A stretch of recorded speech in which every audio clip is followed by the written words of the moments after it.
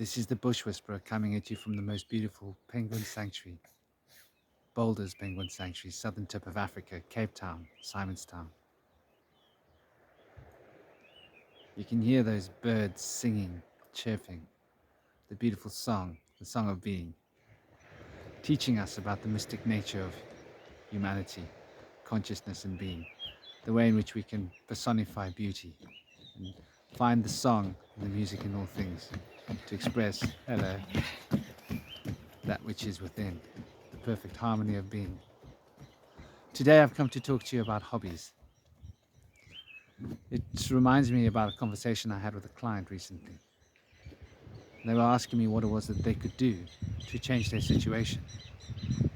And I always look for the simple, practical answers to give to people. And I started asking them about their hobbies. It seems many people these days don't have hobbies. And in the old times, hobbies were important. We used to teach our children hobbies. We used to make a point of doing things that we did for the love of it. These days, time is money, as the saying goes. So people tend to do things equitable to financial response. And they don't do enough actively. Watching TV is not a hobby. Watching TV is how you pass time. Being entertained by other people is not a hobby. A hobby involves what you do. It involves learning, it involves enjoyment, and it involves achieving some personal milestone of sorts. And it doesn't need to be equitable to anything. The milestone could be time. You could be meditating, that could be your hobby. I know what it's like to have a hobby like meditation. One of my great hobbies is my guitar, playing my guitar. And I find the more I play my guitar, the more in tune I become with my own feelings, the easier it is to empathize. The more aware I become of the beauty in the world, and I start listening to the birds more intently. And I think that art is probably one of the greatest hobbies that one can have, and there are many forms of art. Carpentry is art, dancing is art, drawing, painting. You can be cleaning your house and turn it into art. I lived in a place called Kurumbigala for a while in Sri Lanka, which is deep in the jungles. And there's a place where there's ancient caves and an old Buddhist temple.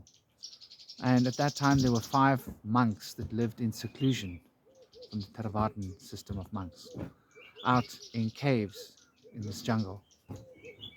And I never spoke to the monks. There was just a vibration and a sharing of hearts.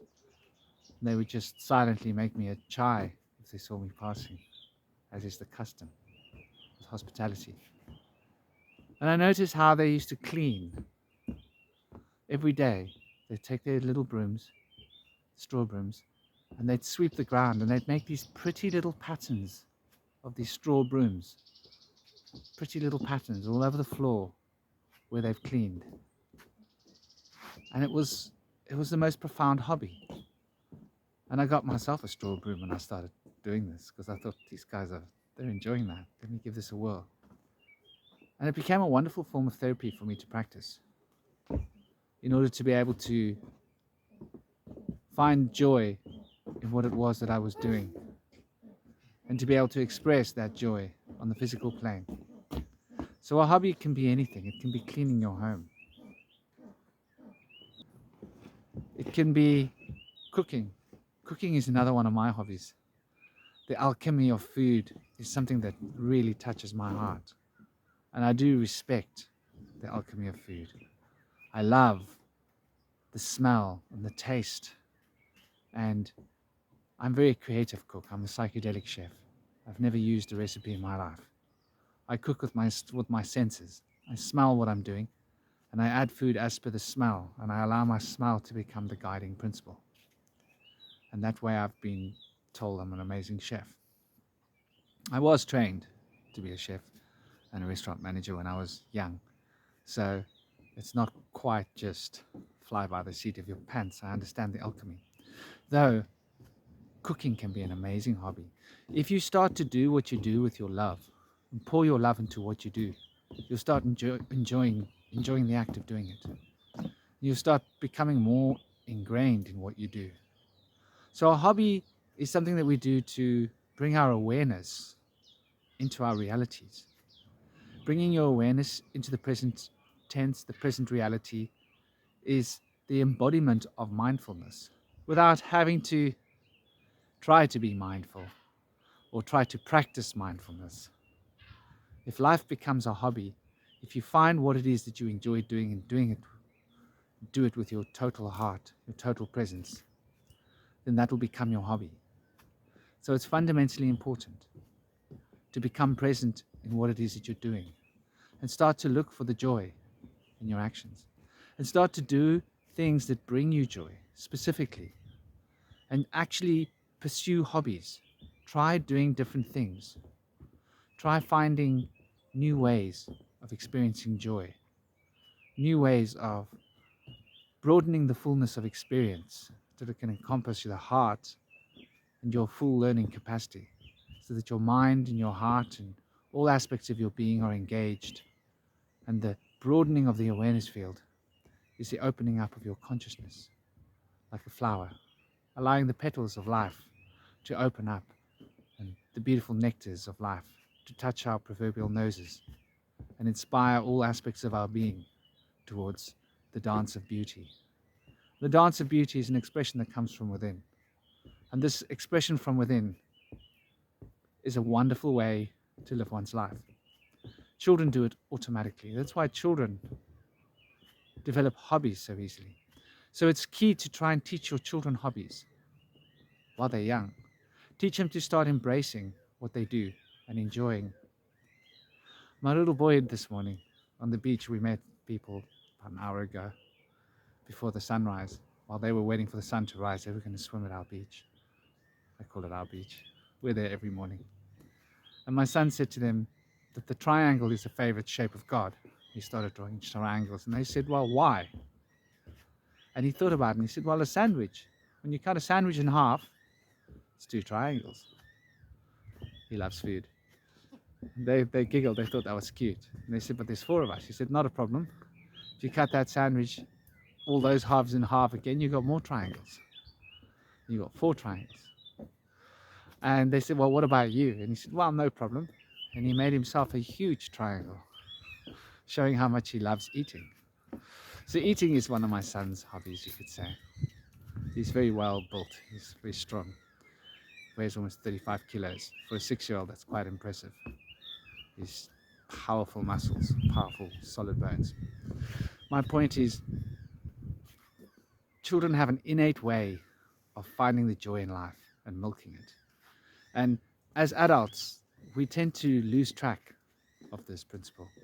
We tend to become so fixated on our thoughts and our beliefs and our ideas, what we think we need, what we think we want, our desires, that we lose touch. Good morning. Lots of babies, eh? Absolutely. She's mentioning how many little penguin babies are about. They are really beautiful. So your hobby could be paying attention to your surroundings. It's one of the reasons I walk through this penguin sanctuary every day. It's one of my hobbies. And I share my hobby with you, making videos. So it's important to find what it is that you enjoy. Do it, because you'll be able to share it with other people somehow, your hobby. If your hobby is guitar, you'll be able to share the music. If your hobby is painting or drawing, if your hobby is sculpture, if your hobby is woodwork, if your hobby is cleaning, you could share it with your family. If your hobby is talking, you could become engaged in conversation and look for the truth and seek ways to express conversation in new ways. You'd probably become a poet. So there's many, many ways of discovering your inner child. And that's what I believe hobbies are. Discovering the inner child. Smash the like button and share this video so other people can get an idea and start the journey towards the inner child. I think it's fundamentally important that we are able to just flow with our joy, flow with our heart. It engenders a sense of acceptance, which makes it easier to eat the bitter tablets that life sometimes offers us. For life isn't all just roses. Life presents the thorns too. Life is a bittersweet symphony of life, of love, of beauty, of being.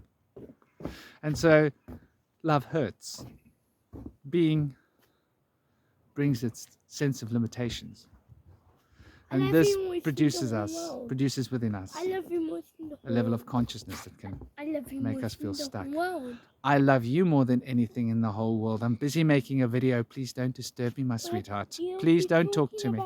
So, yes, I am, and I love you. So the nature of existence is expressed through joy. And when we find our joy, we become in tune with the nature of existence. So hobbies are a wonderful doorway to this joy. And they also bring the sense of peace that is necessary to allow harmony to flow from within. Please stop stepping on my feet.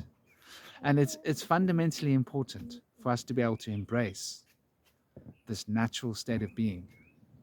And the natural state of being is best embraced when we're able to find what it is that brings us joy. So go out into your world and search for your joy actively. Find your hobbies. Break boundaries. Try new things. Expand your awareness. Expand your repertoire of life. Expand your sensation of being. Subscribe to this video so you catch daily uploads or notification bells of daily uploads. And have an absolutely gorgeous day, a gorgeous week, and a gorgeous weekend. I hope you will find the peace, the joy, and the inspiration that hobbies can bring. This is the Bush Whisperer coming at you from the beautiful Penguin Sanctuary. Om Shanti.